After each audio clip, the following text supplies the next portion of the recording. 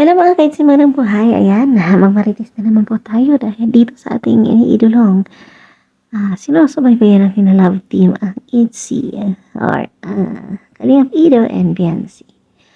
Ayan, marami na namang busog, ayan, nabusog naman po ang ating mga mata. At syempre, marami na naman po ang kinilig, ayon nga po doon sa survey. Ang mga senior ay kinilig, so bakit nga ba hindi kikiligin ng hindi ba senior, ha? So, yun.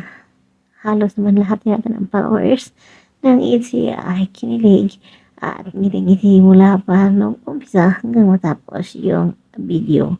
So, yun nga, nagtapat na nga ang ating Kalingap Ido or si Habi. Nagsabi na siya ng I love you kay Beyonce. At ito naman si Beyonce natin is hindi makasagot at sabi niya lang nakakala niya kung ano ang sasabihin, pambihira, sabi niya gano'n. Pero kita naman natin sa kanyang mga mata at sa kanyang mukha na masaya siya. Yun nga lang, hindi pa natin alam kung ano ba talaga ang kanyang isasagot kay Papa Eds.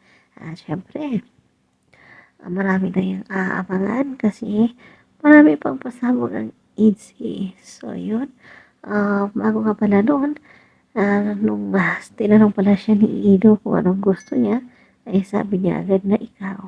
At sabi naman ni Ido na alam na niya yun.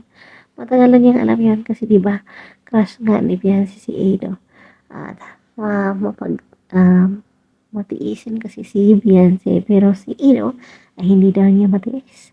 At sabi pa nga ni Ido na gusto niya sana maghanap pa sila ng ibang lugar yung medyo romantic naman. At sagot naman natin ni Beyonce ay basta't magkasama silang dalawa ay romantic na yun. Kasi diba parang medyo naatat na rin siya sa kanyang gustong marinig kung ano nga ba sasabihin ni Kalingap Ido.